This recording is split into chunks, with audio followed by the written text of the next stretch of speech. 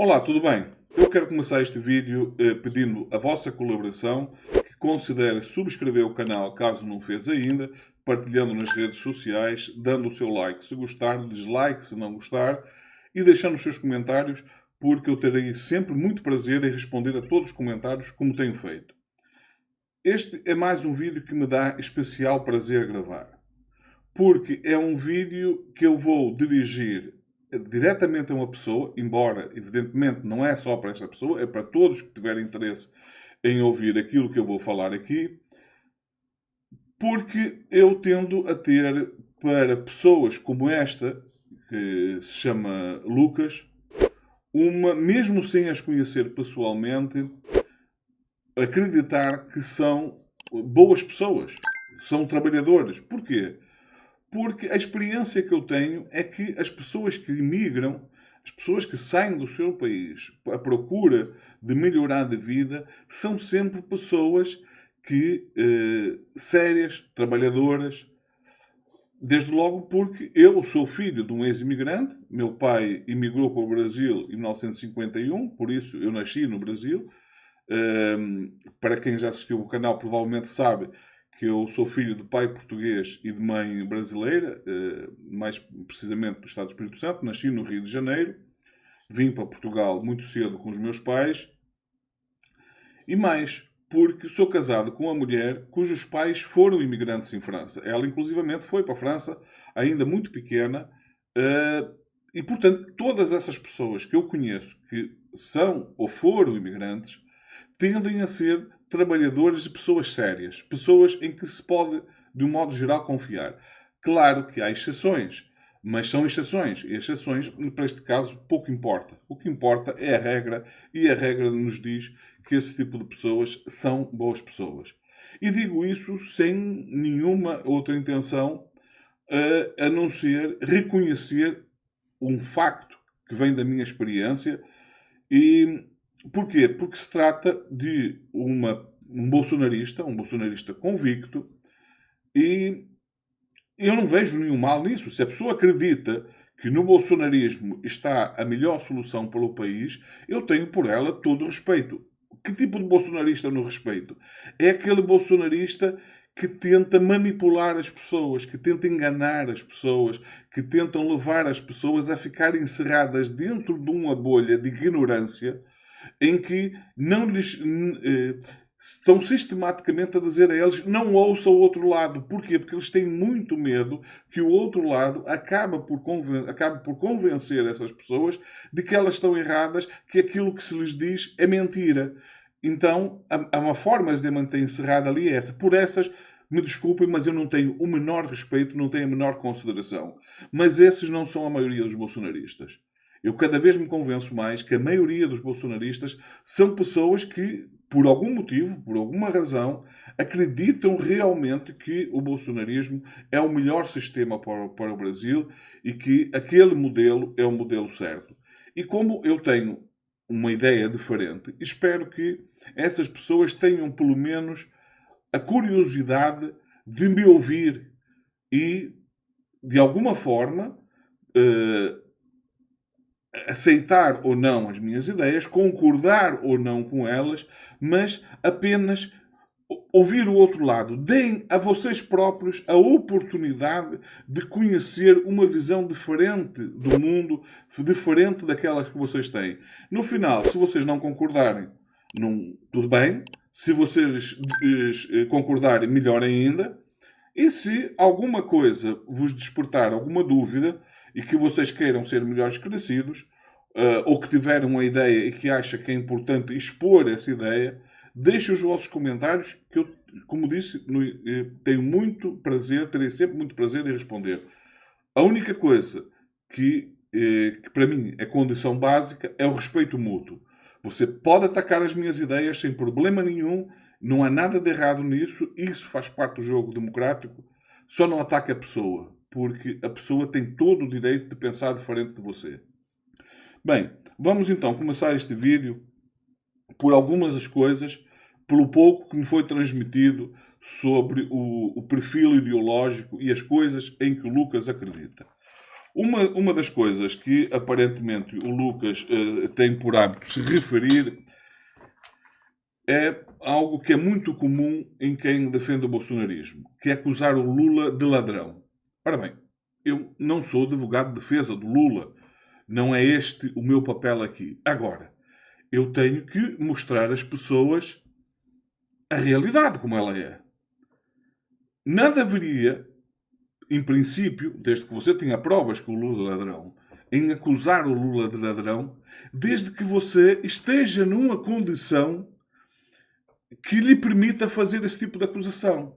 Agora, se você é bolsonarista, eu peço só para se ater a alguns factos e alguns que é do seu conhecimento e que você provavelmente nunca se ateve a eles e que indiciam de forma clara que o Bolsonaro sim se pode afirmar com toda a certeza de que se trata de um ladrão. E não só ele. Ele não só é ladrão, não só fez a sua vida toda através de esquemas para se beneficiar deles, como levou a própria família, os próprios filhos a aderir a esse sistema. Uma das coisas que eu tenho chamado a atenção e que as pessoas parece que não se dão conta é que o Lula é o único membro da família dele, e agora, de alguma forma, a atual mulher, é que está na política. O Lula nunca meteu na política nenhum filho, nenhuma mulher. Não, foi algo, nem sequer os irmãos, porque os irmãos do Lula é que o puxaram para a política, mas eles próprios nunca se envolveram diretamente na política. No máximo, estiveram ligados a sindicatos. Mas isso, desde logo, é uma diferença. É uma diferença fundamental? Evidentemente que não. Agora, existem algumas coisas que é preciso chamar a atenção. Qual é? Vamos ver o perfil comprovado do Bolsonaro. Primeiro, o que foi ele enquanto militar? Foi caracterizado como um mau militar. Eu já disse no vídeo que tratei do Ítalo, para não estar aqui a ser exaustivo em relação a isso, as pessoas vão lá assistir se acharem interessante, em que eu mostro que é um facto que o Bolsonaro tentou destruir a doutora do Rio de Janeiro e que ele foi acusado por um general que tinha sido anteriormente presidente do Brasil durante a ditadura militar, que era o... Está-me agora a escapar o nome. Mas entretanto eu vou me lembrar. É general esse que caracterizou como um mau militar, tratou-o como um sujeito. Pronto, mas vocês vão lá assistir ao vídeo que em relação a isso é facto. Portanto, o histórico dele é de uma pessoa que nunca trabalhou no setor privado. Ele foi militar. Aos 33 anos ele deixa de ser militar e passa a viver do salário, continuando a receber como salário de capitão na reserva, entra na política, evidentemente não abdicou do salário de capitão na reserva, continuou a receber, acumulou dinheiro como político, até chegar a presidente. Em momento algum ele abdicou, porque eu acho que era uma das coisas que se deveria fazer. A partir do momento que a pessoa vai para a política e passa a ter um rendimento da política, a lei deveria obrigar a que a pessoa perca o rendimento como militar. Porquê? Porque ela já não está naquela condição. Ele continua na reserva. Sim, continua na reserva, mas qual a probabilidade dele alguma vez ser chamado para exercer a função dele? Não é por acaso que ele... Nesses anos todos, desde que ele passou a reserva, nunca mais foi chamado. Nunca mais foi chamado porque normalmente os militares na reserva só são chamados em situação de guerra. No caso dele, ele mesmo assim nunca seria ser chamado porque ele foi classificado como um mau militar. Mas ser mau militar, tudo bem, não é ladrão. Agora, é um facto, ele nunca desmentiu, que ele comprou 51 imóveis com dinheiro vivo. Quem é que compra imóveis com dinheiro vivo, a não ser pessoas que têm dinheiro, que não podem colocá-lo no sistema financeiro, porque não têm como justificar a fonte de onde esse dinheiro veio? Isto é um indício fortíssimo de dinheiro vindo de fontes ilegais. Muito provavelmente, no caso do Bolsonaro, de corrupção. Mas pode vir até de fontes piores ainda do que da corrupção. Nós não sabemos. A única coisa que garantidamente é facto, porque esses imóveis foram comprados com dinheiro vivo, é que ele não tinha como justificar a entrada desse dinheiro. Ora, alguém que consegue acumular uma fortuna, reparem, ele tem um apartamento de luxo no Rio de Janeiro, num condomínio fechado. Tem um condomínio fechado também com uma casa de luxo, desculpa, nem apartamento, uma casa de luxo no Rio de Janeiro, uma casa de luxo em Brasília, num condomínio fechado igualmente. Tem casas em Búzios, na região dos Lagos. São 51 imóveis que ele nunca negou, que foi comprado com dinheiro vivo, numa conta total de mais de 100 imóveis. Algo muito parecido, inclusive com os filhos. Mas vamos centrar-nos na questão do Bolsonaro. Ora bom, existem indícios claros de que, só por isto, ele está envolvido em coisas que não dá a quem defende o bolsonarismo o direito moral de acusar o outro, de não querer apontar-se, não, eu não voto neste porque ele é ladrão, quando todos os indícios apontam que, ainda que o Lula seja ladrão, e nós vamos tratar dessa parte, que o Bolsonaro existe aquilo que se chama questões externas, ou seja, sinais externos de riqueza, que mostra que a fortuna que o Bolsonaro acumulou é incompatível com a renda declarada dele como político e como militar na reserva. E ainda temos a questão das rachadinhas. Se acrescermos a tudo isso, aquele vídeo que vocês podem, Lucas, tu podes consultar na internet, que vais encontrar, em que o Bolsonaro, dirigindo uma reunião de ministros, ele fala não só abertamente do golpe, que é outra coisa, que as pessoas dizem que o Bolsonaro tudo dá o golpe, quando ele fala nesse vídeo abertamente numa reunião, não é uma fala informal, não, é uma reunião com os ministros, dirigida por ele, e que ele fala abertamente na necessidade de se dar um golpe, inclusivamente antes das eleições, que as eleições nem sequer acontecessem. Mas, nesse vídeo também, ele fala, não usando exatamente esses termos, porque eu não vou usar exatamente os termos que ele disse, que eu não vou esperar ferrar com a minha família, ferrar com os meus filhos. Ora, alguém que sabe que se der liberdade à Polícia Federal para investigar, que fala abertamente que vai intervir para evitar que a Polícia Federal investigue a ele e a família dele, é porque sabe que fez coisas erradas.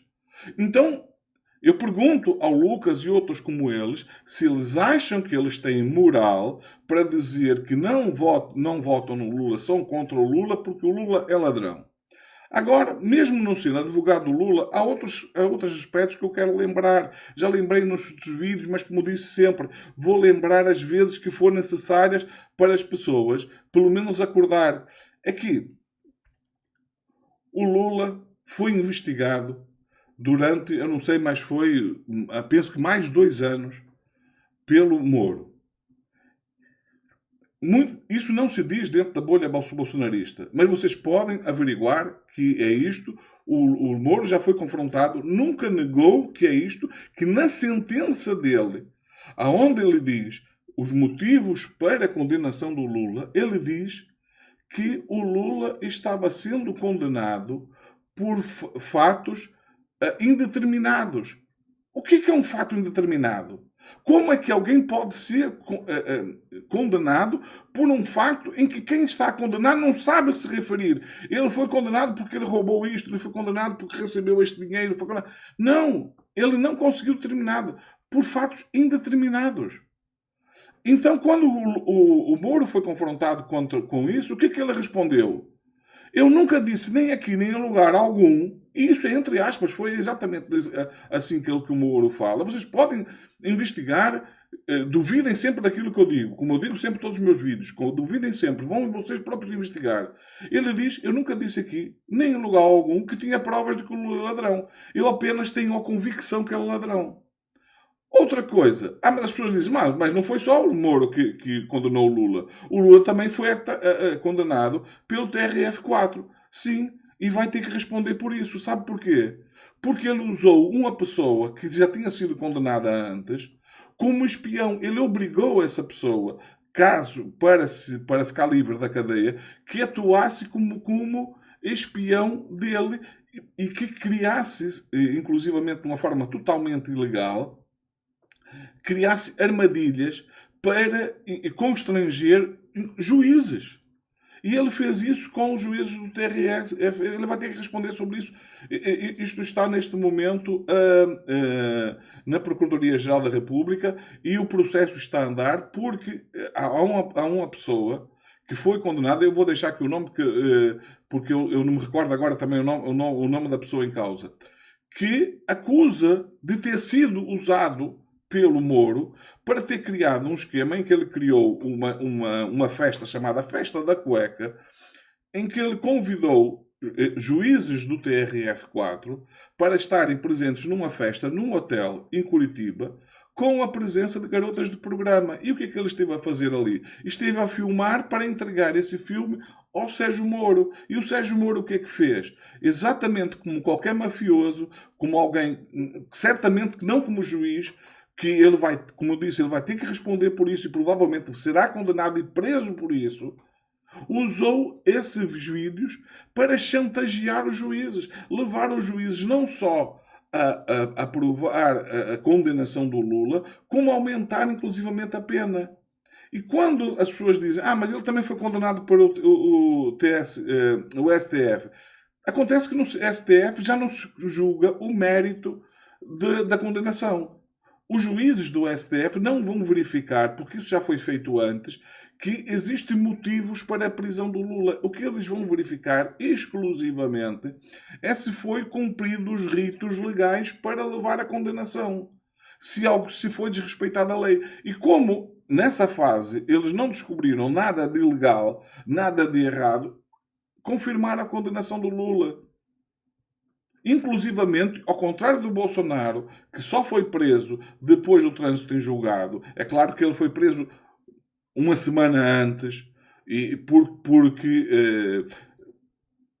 prisão preventiva, porque havia o risco real de fuga, como outros fugiram. Mas isso aí, neste momento, ele está preso depois do trânsito em julgado. Não, o Lula foi preso antes do trânsito em julgado. O Lula ficou 518 dias preso antes do trânsito em julgado, ou seja, antes do último recurso. E quando sai a vaza-jato que demonstra que foram cometidos diversas ilegalidades no processo, o Lula é solto e é livre de todas as acusações, porque se apurou que tudo aquilo tinha feito uma armadilha. E é nessa altura que se descobre que tudo aquilo tinha sido armado e que não havia nenhum motivo para o Lula ser condenado. E agora vamos, mas existem indícios de que o Lula é rico? Não, o Lula vive, continua vivendo, a não ser agora, evidentemente, como Presidente da República, mas antes, fora da presidência, num apartamento de classe média no ABC. Acho que é São Bernardo. Ele não tem essa quantidade de imóveis que o Bolsonaro tem. Mas ele tentou comprar o triplex do Guarujá.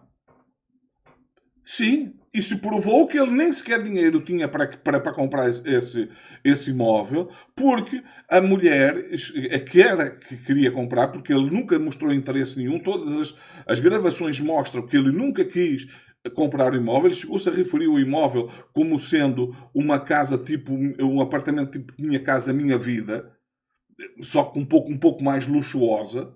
Mas ele se referiu, foi claramente numa forma de querer dizer, não adianta insistir porque eu não quero esta casa, não tenho interesse em comprar. Mas todas as provas mostram que eles, inclusivamente, no caso de avançar com a compra, que não há nada legal em pessoa comprar casas, não era com dinheiro vivo. Eles nem sequer tinham dinheiro, não tinham sequer os 3 milhões de reais. Eles iam recorrer ao crédito numa cooperativa de crédito. Ora, se alguém que tendo a carreira política que o Lula teve, inclusivamente tendo dado conferências internacionais que lhe gerou muito mais dinheiro do que aquele gerado como Presidente da República, por exemplo, e até alguns deles já depois de deixar a presidência. Ainda assim, ele não tinha dinheiro para comprar um imóvel de 3 milhões. Quando os bolsonaristas não veem nada de normal em um Bolsonaro comprar casas de milhões com dinheiro vivo, eu pergunto que moral essas pessoas têm, que indícios as pessoas têm para acusar o Lula.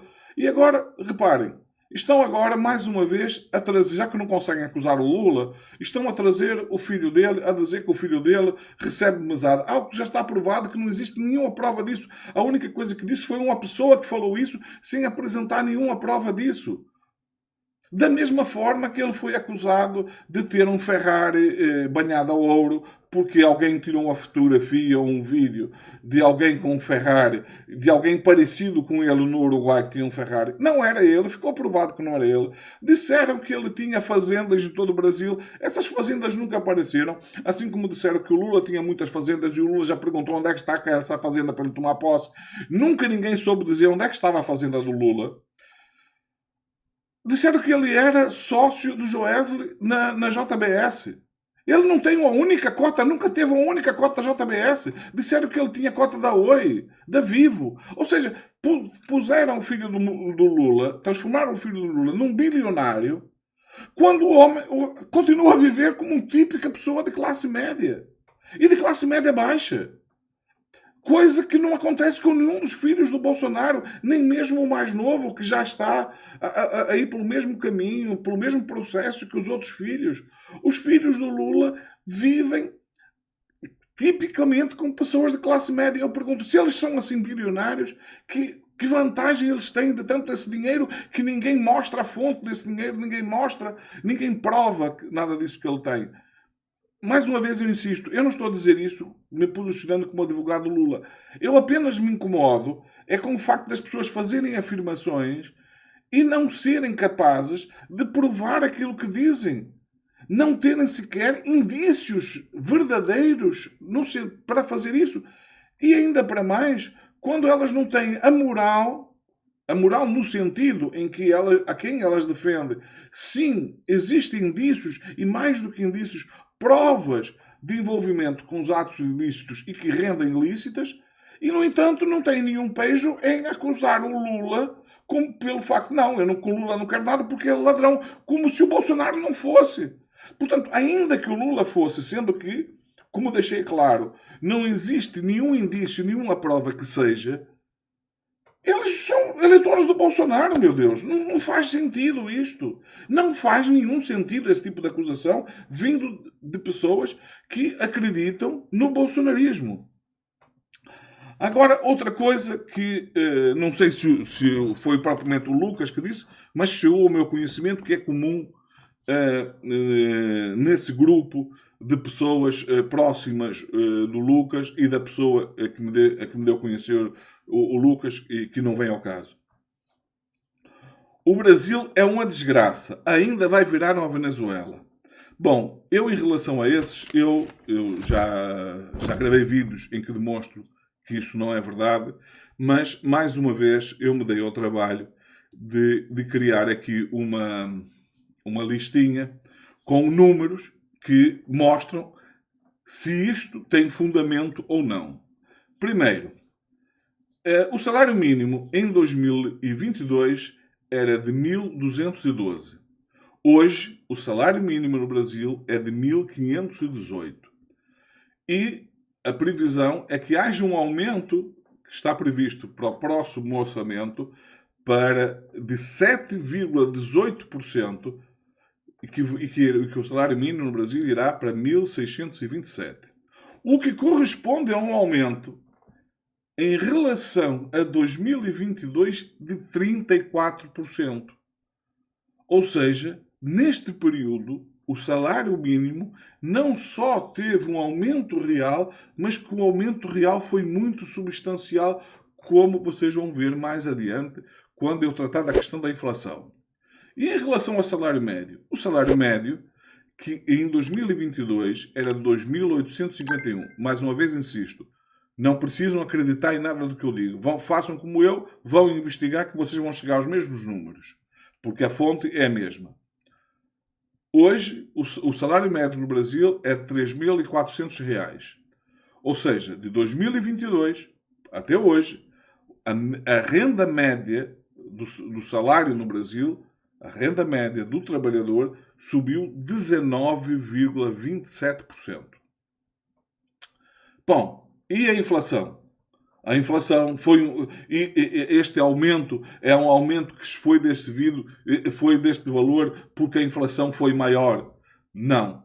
A inflação em 2022 foi de 5,79%.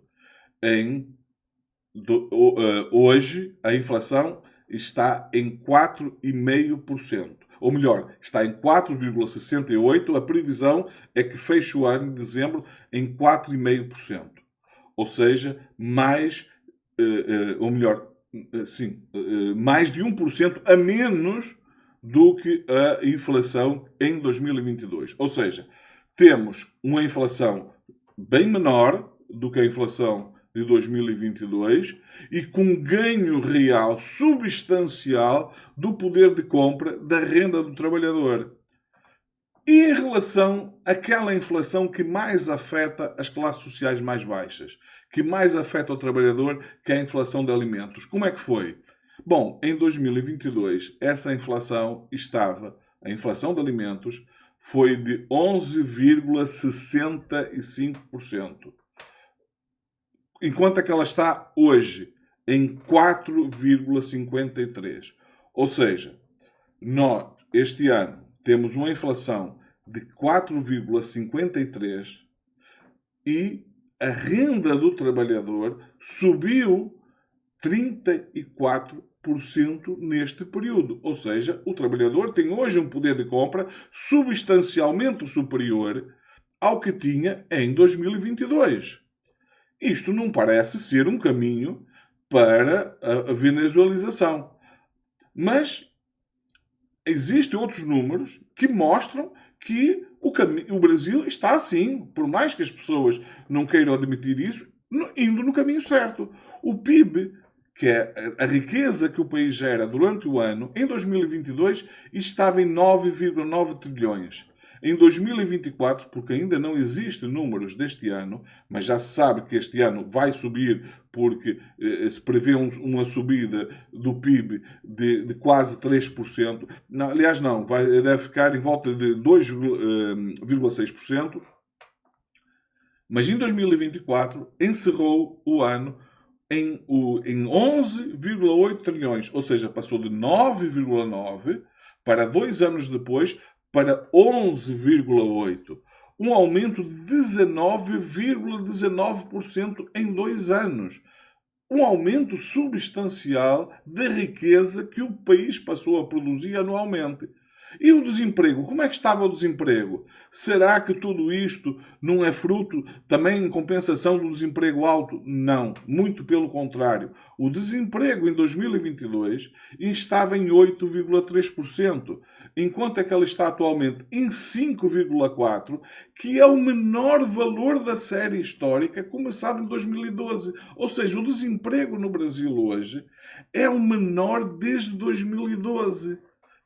Inclusivamente com um aumento substancial de emprego com carteira assinada, que é um emprego que dá uma estabilidade muito maior. Ou seja, será que isto são indícios da venezuelização do Brasil ou do caminho contrário, do caminho de um país que mostra crescimento? Não é por acaso, penso que foi o FBI, mas não posso confirmar, mas acho que foi o FBI, que declarou recentemente que se o Brasil continuando a crescer como está a crescer, em 2028 terá que ser declarado um país rico.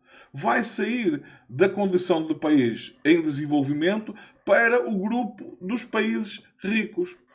Então, espera lá, mas como é que se vai no caminho da Venezuela, que foi um país que empobreceu, porque a Venezuela, para quem não sabe, já foi um país com um dos melhores níveis de vida, não só da América Latina, mas entre os países com melhores níveis de vida do mundo. Não por acaso, a Venezuela era um país que recebia muitos imigrantes europeus, sobretudo portugueses e espanhóis. Portanto, foi um país, até a década de 60, 70, um país rico. Entrou num processo de declínio, agravado com o chavismo, que sim, é uma ditadura. Antes que digam, não, você defende Maduro dos Chaves. Não defendo nada disso. Esses são ditadores e eu defendo a queda do Maduro, como sempre defendi a queda do Hugo Chávez, porque eu nunca defendi ditadores, digam eles que são o que são, porque eu nem sequer considero esses ditadores de esquerda, porque a esquerda não é aquilo. Eu sou uma pessoa de esquerda, me declaro uma pessoa de esquerda e não me identifico com aquilo. Infelizmente, há pessoas de esquerda que se identificam, que acham que aquilo é esquerda. Mas essas pessoas, quanto a mim, estão completamente enganadas, porque a esquerda não é aquilo, não é nada daquilo. E o que acontece? A Venezuela hoje é um país extremo que está num estado de carência muito grande. Dizem que agora no último ano tem recuperado, mas para mim isso pouco me importa, porque se trata de ditadura e eu nunca vou apoiar uma ditadura, seja ela de que tipo for. Então, os números mostram a realidade diferente. Então, de onde é que vem essa ideia de que o Brasil vai virar a Venezuela? Da declaração do Guedes, que com certeza já se envergonha, já se arrependeu de a ter dito, porque a realidade mostra que o Brasil hoje está muito melhor do que no tempo em que ele foi ministro. Mas porquê que as pessoas repetem, mesmo não sendo verdade? Porque a questão da bolha. As pessoas se encerram dentro de uma bolha. Dentro dessa bolha não lhes permite, é sempre lhes incutido as ideias de que não ouçam o que está lá fora, informe só aqui dentro, e que não são educadas, são levadas a não aceitar a discussão, a não aceitar o contraditório. E quando elas fazem isso, não há forma delas sair. Elas entram dentro dessa bolha e depois não conseguem sair de lá de dentro. Porque a partir do momento que elas não ouvem o outro lado, não querem ouvir o outro lado, todos esses números que vão no sentido contrário das crenças dela, nunca vai chegar aos conhecimento delas. Então, mas quando alguém fala isso, elas simplesmente negam. Agora, podem negar os números que eu apresentei? Bom, se você tiver alguma fonte melhor do que aquelas que eu tenho, tudo bem. Só que as fontes que eu tenho são as fontes oficiais. E até que você me prove que alguma fonte não oficial é mais credível do que as fontes oficiais, que são aquelas fontes que são aceitas por todos, não é por acaso que nem mesmo os políticos bolsonaristas atacam esses números. Vocês já se deram conta que essa negação dos números é feita apenas na bolha bolsonaristas e que nem os políticos bolsonaristas põem em causa esses números. Sempre que se lhes lançam esses números, eles apenas se limitam a não querer discutir. Mas eu já ouvi falar... Sim, é provável que sim, que você já tenha ouvido falar. Porque quando eles falam para dentro da bolha, o discurso é diferente. Porque quando eles falam fora da bolha, eles não querem se sujeitar à humilhação. Eles não querem se sujeitar a ser desmascarados. Então, eles falam, eles negam esses números, põem em causa as instituições que os apresentam dentro da bolha. Porque ele sabe que o pessoal da bolha foi educado a não sair dentro da bolha, a não querer ouvir o que está fora da bolha. Então elas limitam-se a reproduzir que a verdade que lhes é dita. Eu, sinceramente, eu tenho pena não só das pessoas, mas do próprio Brasil. Porque o que eu vejo é essas pessoas que perderam completamente a noção de que elas estão a remar contra os seus próprios interesses. Eu, antes de gravar este vídeo, gravei um áudio para ser ouvido pelo Lucas e enviei por WhatsApp para algumas pessoas ouvir, para tratar de um outro tema que eu tenho aqui, mas que vai ao encontro de tudo isso que eu falei até agora, que é a questão das cotas dos negros. A mim causa-me bastante espécie o facto de haver pessoas que são, sendo elas vítimas do sistema, elas defendem o sistema tal como ele está. Acham que a melhor forma de se evoluir é evoluir no sentido de continuarem a apostar naquelas pessoas que uma vez eleitas, elas nunca vão defender os interesses delas. Repara, a mim causa-me muita confusão, custa-me muito ver que a direita, aquelas pessoas que são de direita e que se beneficiam das políticas de direita, porque é diferente de pessoas que se dizem de direita, votam na direita, que é a grande massa da população e que não se beneficiam da direita, das políticas de direita, muito pelo contrário, todas as políticas vão contra os interesses delas, que essas pessoas, ao votar na direita, elas têm a convicção que estão a votar nos seus próprios interesses. Elas não estão nem aí para o trabalhador, para a classe média baixa, eles não estão nem aí. Eles estão a defender os seus próprios interesses. Agora, quando eu vejo que a classe média e as classes sociais mais baixas, num número significativo de pessoas, defendem as políticas dessas pessoas que estão a defender os seus próprios interesses. Interesses esses que estão em contradição, são antagónicos aos interesses dessas pessoas, das classes trabalhadoras e das classes mais baixas. O exemplo que eu dei no áudio que eu mandei no WhatsApp é da cota 6 por 1.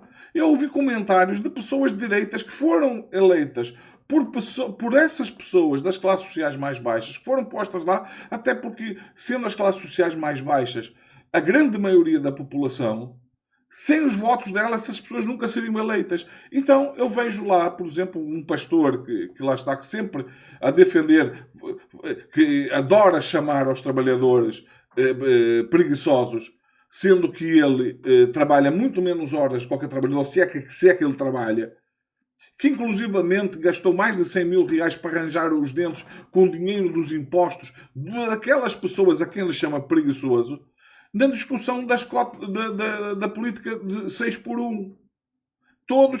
Ele deixou claramente todos aqueles que defendem o fim da escala de 6 por 1 são preguiçosos.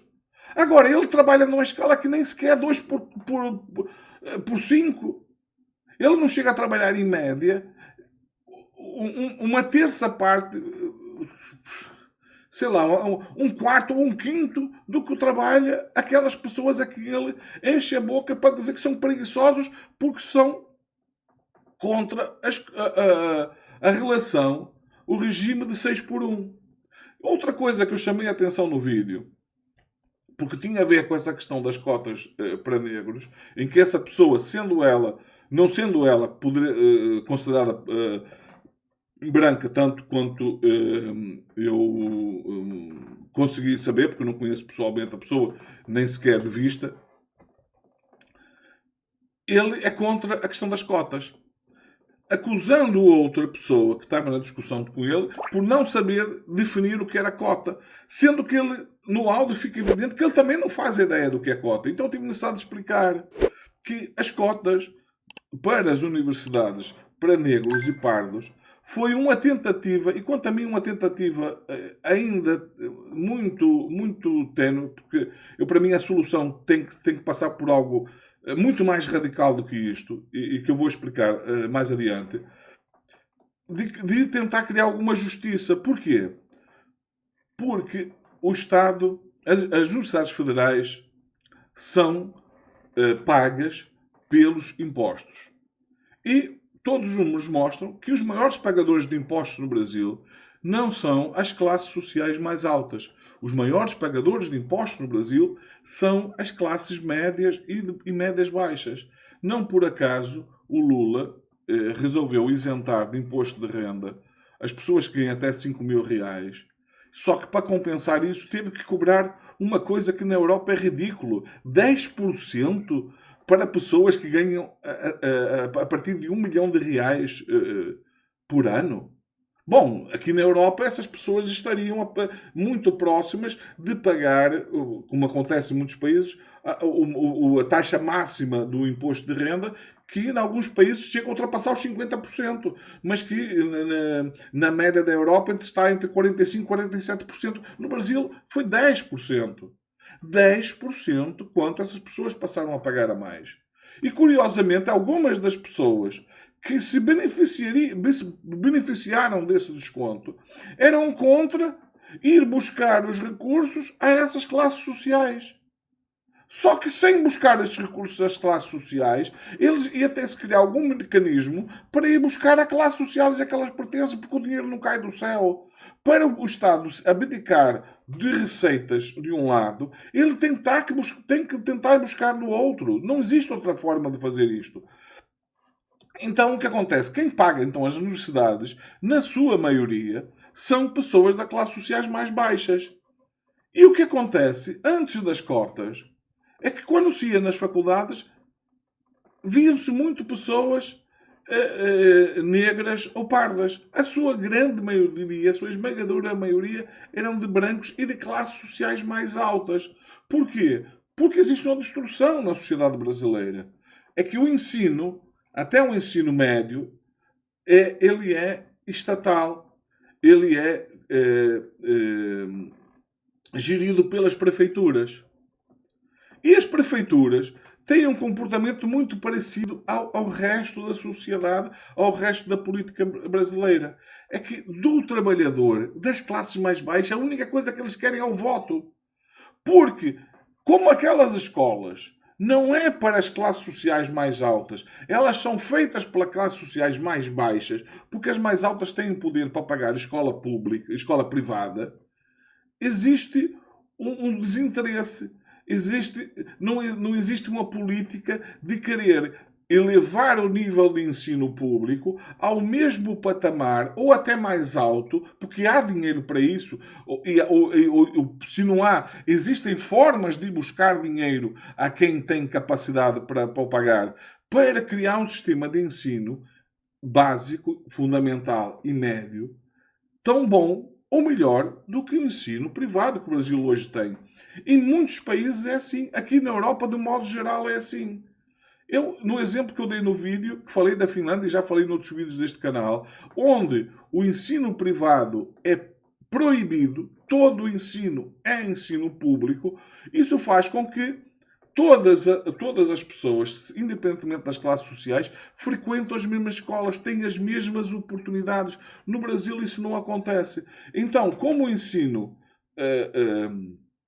até o ensino médio, o ensino é público, mas de má qualidade, quando o aluno vai concorrer para a faculdade, ele vai ter muito menos possibilidade de conseguir entrar na faculdade do que o aluno que vem das classes sociais mais altas.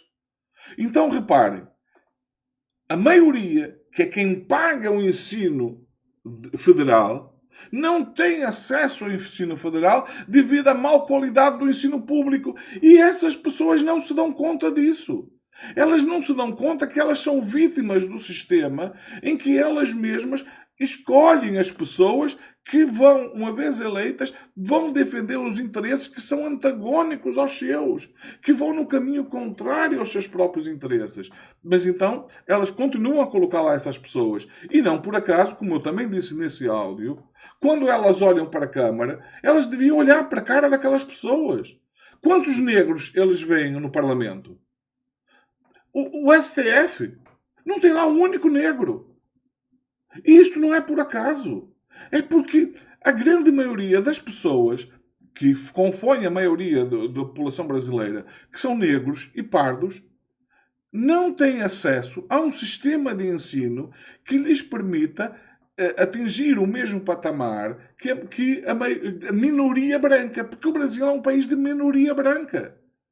Agora, nos lugares de poder, nos lugares de prestígio, os mais bem pagos, é essa minoria branca. E a mim causa-me confusão que essas pessoas que são vítimas desse sistema acham, se voltam contra toda e qualquer medida que vai no sentido não de beneficiar, mas de criar algum tipo de justiça.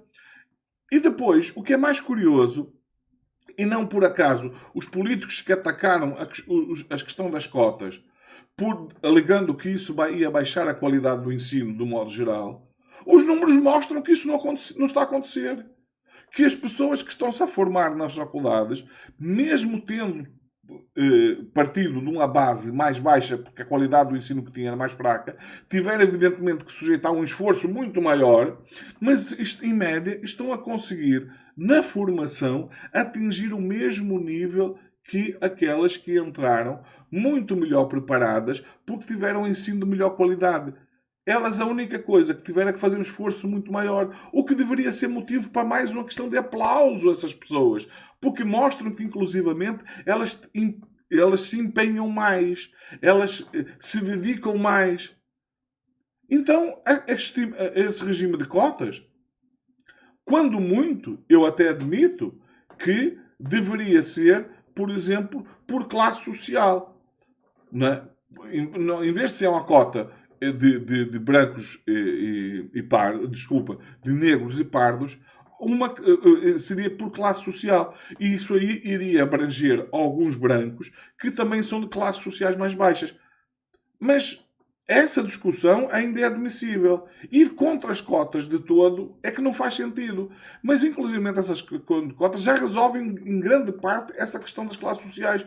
Porquê? Porque a grande maioria das pessoas das classes sociais mais baixas são, sim, negros e pardos. Até porque eles são a maioria da população brasileira. Mas, dentro da maioria da população brasileira, é de uma maioria ainda muito maior entre as classes sociais mais baixas. E agora, curiosamente, uma parcela significativa dessas pessoas que são vítimas desse sistema, eles colocam no poder as pessoas que nunca vão defender os interesses delas. Porque nem sequer pertencem às mesmas classes sociais. São pessoas que pertencem a outra classe social e que uma vez eleitas, para já elas desconhecem a realidade das classes sociais mais baixas. Não por acaso esse forte preconceito em relação ao Lula. Porque a ideia de alguém que veio de onde o Lula veio, chegar onde ele chegou, mesmo sem ter os meios para isso, é algo que incomoda essa classe social, gera um preconceito. Então, curiosamente, o Lula tem um prestígio internacional incomparavelmente maior ao prestígio que ele tem no seu próprio país. Porque o seu próprio país olha para ele de forma preconceituosa. E o que é estranho é que ele é olhado de forma preconceituosa até para as pessoas que têm a mesma origem social que ele. E essas pessoas não se dão conta disso. Isto é extremamente triste, porque isto não contribui para melhorar a sociedade brasileira. Agora, e para terminar, vamos àquilo que eu defendo que o Estado deveria fazer. Porquê que eu defendo que o Estado deveria dar um passo além? Eu, se tivesse poder para isso, uma das coisas que eu iria tentar instituir é o ensino federal básico, fundamental, inclusivamente de creches, mas de creches até admito que possa o ensino federal não chegar aí.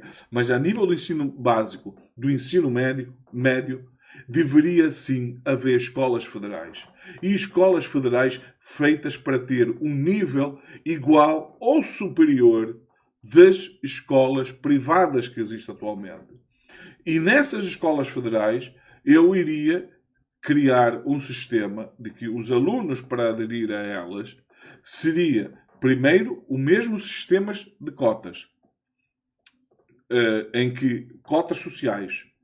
O aluno teria que ter um número mínimo, por exemplo, 50% dos alunos, ou que seja, 40% dos alunos, obrigatoriamente teria que vir das classes sociais mais baixas para entrar nessas escolas. E depois haver uma seleção sobre a capacidade do aluno. O aluno iria ter que, todos eles, independentemente da classe social, deveria estar sujeito a verificar qual a sua progressão. Primeiro, um processo de seleção antes de entrar, ou seja, o objetivo é sempre chegar à excelência, mas a excelência que por mérito e não por classe social.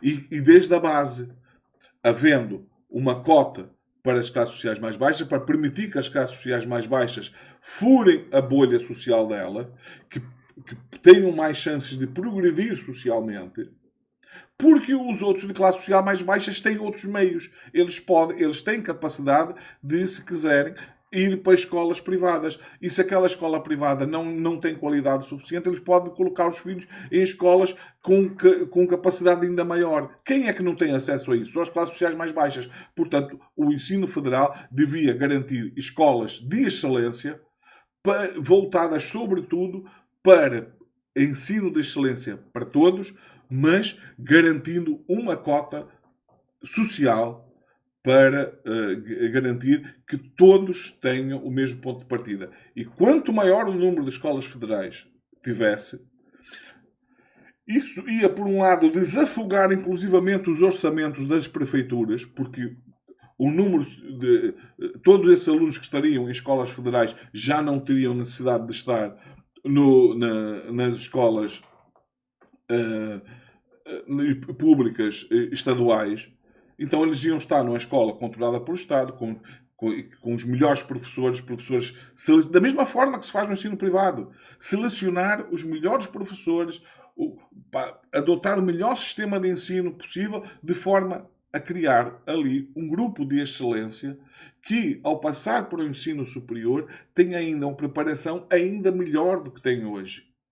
Isso iria alavancar de tal forma a qualidade do ensino do Brasil que, em pouco tempo, o Brasil iria se transformar numa nação ainda mais rica, ainda mais próspera, porque não ia ter nenhum tipo de gargalo em termos de, conforme o país cresce, o que acontece? Aumenta a necessidade de mão de obra qualificada. E se o Estado, uma vez que as populações inclusivamente são levadas a atacar sempre o Governo Federal em questões que não é da responsabilidade do Governo Federal, o caso do ensino médio, ensino básico, quem é que não ouviu sempre discursos em que se tenta apontar a responsabilidade ao Governo Federal, sendo que o Governo Federal não tem sequer escolas federais a este nível? Quando isso é responsabilidade das prefeituras, sobretudo, e não se aponta às prefeituras. Tenta sempre criar que isso é um problema da Federação. Então, se é um problema da Federação, então a Federação que assume esse problema e diga, ok, se a responsabilidade é do Governo Federal, então o Governo Federal vai criar as suas escolas para os melhores alunos, independentemente da classe social. Agora, evidentemente tem que haver um sistema de cota.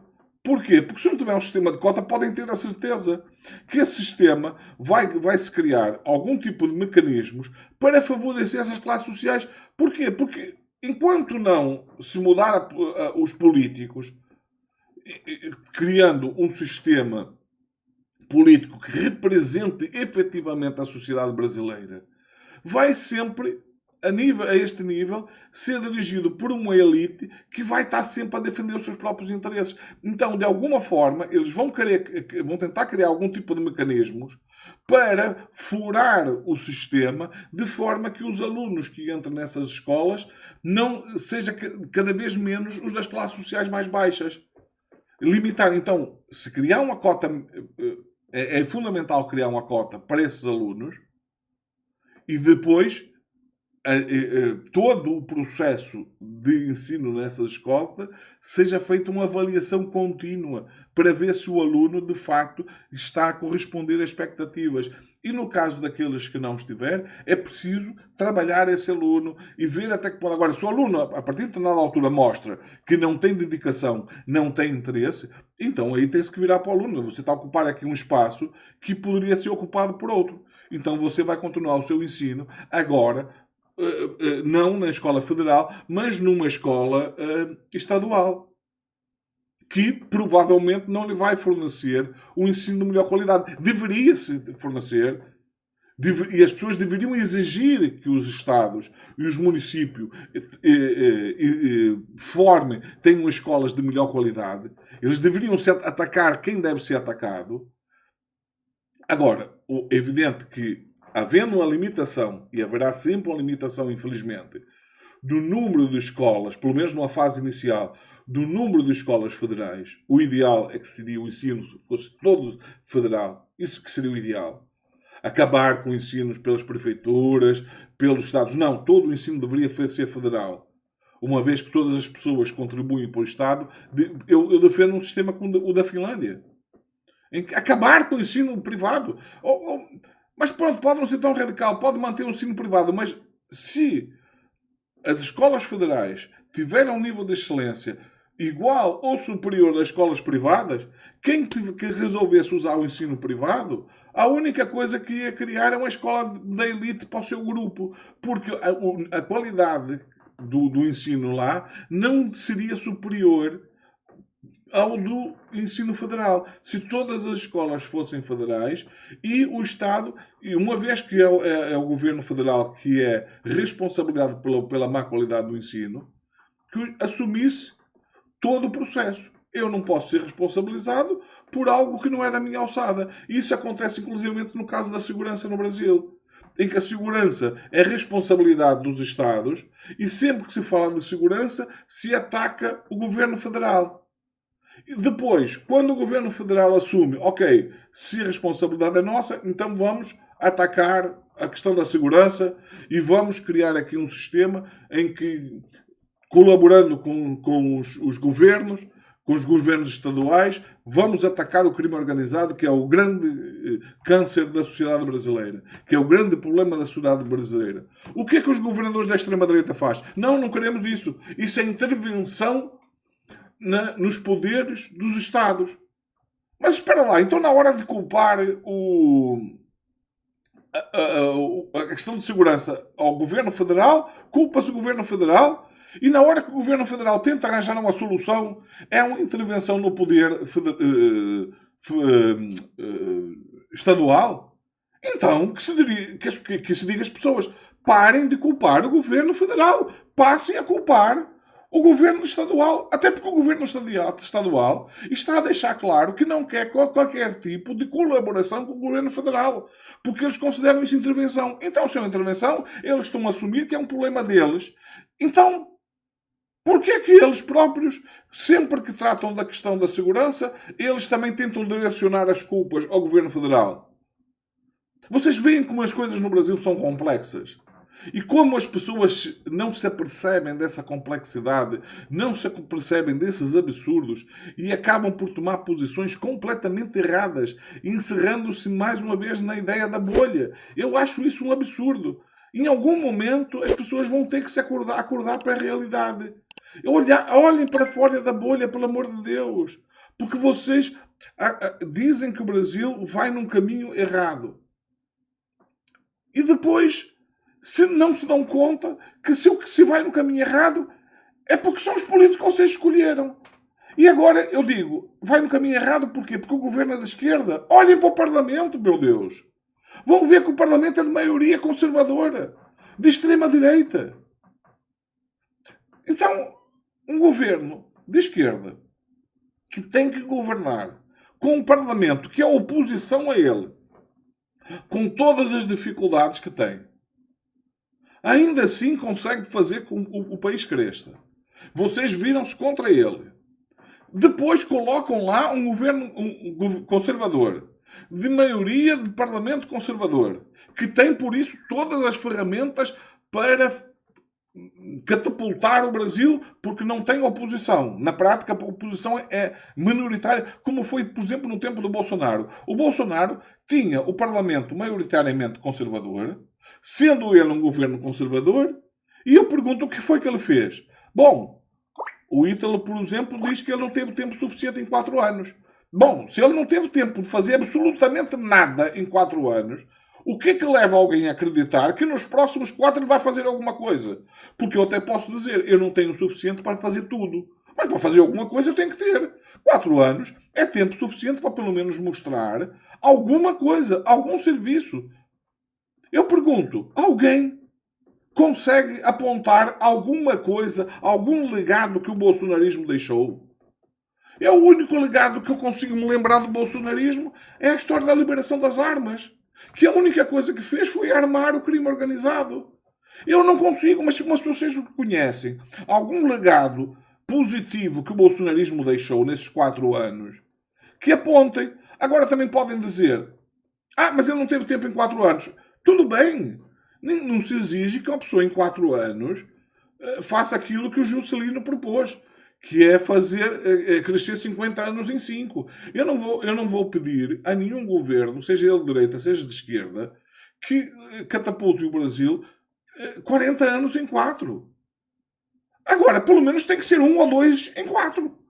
Que já é negativo, porque o ideal é ser pelo menos 4 em 4. Agora, se o Brasil não cresce sequer 4 anos, pelo contrário, ele regride, o que é que pode levar alguém a acreditar que, se voltar a apostar num governo que tem todas as ferramentas para fazer crescer, porque não só o governo é conservador, como o Parlamento é conservador, esse governo não entrega nada, não deixa nenhum legado. E não foram 4 anos, foram 6. Porque foram 4 anos do governo Bolsonaro e 2 anos do governo Temer. Em 6 anos, eu gostaria que alguém me apontasse qual foi o legado. O que foi que em 6 anos de governo conservador se deixou? O que é que trouxe de bom esses 6 anos? Porque, em relação ao Lula, mesmo não tendo que sequer completar os 4, nós já somos capazes de apontar coisas positivas. Nós somos capazes de apontar o crescimento da economia. Somos capazes de apontar a redução do desemprego. Somos capazes de apontar, mais uma vez, o PAC e a quantidade de projetos que está a vir para o Brasil, a quantidade de empresas que estão estrangeiras e brasileiras que estão a investir cada vez mais no Brasil. Ou seja, há um legado que está a ser construído. Há obras, há coisas que estão a ser propostas. Há coisas que estão a ser feitas. É tudo? Não, muito longe de ser tudo. Se calhar nem daqui por 20 anos o Brasil terá atingido o patamar que eu gostaria que ele tivesse hoje. Mas pelo menos existe um caminho. Eu pergunto qual foi o caminho que deixou, que rumo deixou, que proposta. Alguém pode me apontar, pelo amor de Deus, uma proposta do Bolsonaro para levar o Brasil para um caminho melhor? Alguém quando vocês se lembram do Bolsonaro, que imagem é que você tem? É que eu, quando me lembro do Bolsonaro, a única coisa que eu me lembro é de coisas como motocicletas, passeios de jet ski, férias contínuas. Ele estava sempre em férias, sempre em férias. Andar a tentar oferecer cloroquina à EMA em Brasília. Eu não consigo apontar nada. Ele chega ao ponto de, como não tem nada para dizer que fez, chega ao ponto de dizer que o PIX foi obra dele, quando o PIX foi feito pelo Banco Central, começou a ser feito ainda durante o regime Temer, sendo que o Temer não teve nada a ver com isso também, foi algo decidido no Banco Central, desenvolvido no Banco Central. E, inclusivamente, há um vídeo na internet que, quando alguém fala, lhe agradece pelo PIX, ele fala e mostra que não faz a menor ideia. Ele chega-me a dizer que ia estudar-se a querer saber o que era isso do Pix, que ele não fazia ideia do que era o Pix. A mesma coisa ele fez com a transposição do Vale de São Francisco, em que obras que estavam quase terminadas, faltava 5% para terminar, ele acaba esses 5% e diz que foi ele que fez a transposição do São Francisco. E este é um legado do Lula. Um legado de uma obra que foi proposta ainda no tempo do Império. A transposição do São Francisco foi algo que foi projetado ainda durante o Império de Dom Pedro II, meados do século XIX. Todo este tempo em que a maioria dos governos foram governos de direitas, governos conservadores, aparece pela primeira vez um presidente de esquerda. Pode-se falar também no Juscelino. E não por acaso, quando se fala do Juscelino, o que se lembra é de muitas obras. Nem todas, provavelmente, seriam as melhores, mas pelo menos tentou fazer alguma coisa e a maior parte daquilo que fez foi bem feito. O que é que se deixa? Eu não consigo ver em nenhum, não só na questão do Bolsonaro, quase todo, desde que o Brasil existe, ele foi quase sempre governado por conservadores. E, no entanto, os maiores legados foram deixados por governo de esquerda e centro-esquerda. O Lula, por exemplo, provou que a transposição do São Francisco era possível fazer-se, podia ter sido feita. E ele fez num tempo...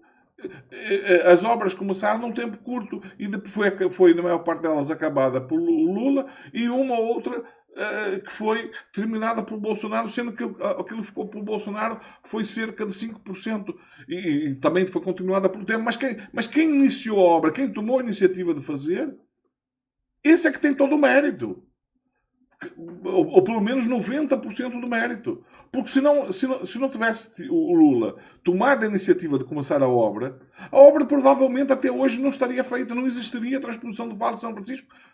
Com certeza absoluta. Disso eu não tenho a menor dúvida. Porque isso nunca teve no projeto de nenhum governo conservador. Mas isto é tão evidente que me custa ver a quantidade de pessoas que não se dão conta disso. E quando as pessoas, quando se tratam de pessoas do mal, pessoas que sabem que a realidade é esta que eu estou a transmitir, só que essa vai contra os seus interesses, o que interessa é defender os interesses dela e não os interesses do país, eu essas abomino, por essas não tenho o menor respeito, mas ainda compreendo. Porque faz sentido. Na cabeça delas faz sentido. Na cabeça egoísta, na cabeça gananciosa delas, isso obedece a uma lógica. O que eu não entendo é que isso só funciona porque a grande maioria que votam nesse sistema são vítimas do sistema. Isso é que me entristece, porque isso, além de prejudicar as próprias pessoas, prejudica o país como um todo. Todo o país sai perdendo. O Brasil tem um potencial para se transformar na maior economia do mundo, na maior potência económica do mundo. E não é já, e há muito tempo, porque a população continua a apostar num sistema que não funciona e a responsabilizar aqueles que nunca tiveram oportunidade e quando lhes dão a oportunidade pela metade ou menos da metade, como é o caso do Lula, porque lhes dão o poder ao Lula, mas lhes dão um congresso que vai lutar contra ele, como está a acontecer agora e aconteceu desde que ele tomou posse. E depois exiges que ele faça aquilo que os conservadores, quando estão no governo, não estão. Isto não dá para entender. Desculpem. Se vocês conseguem entender isso, me expliquem, por favor, porque para mim isto não dá para entender. Bem, mais uma vez, me estendi muito mais do que eu queria. Fiquem bem. Vemo-nos no próximo vídeo.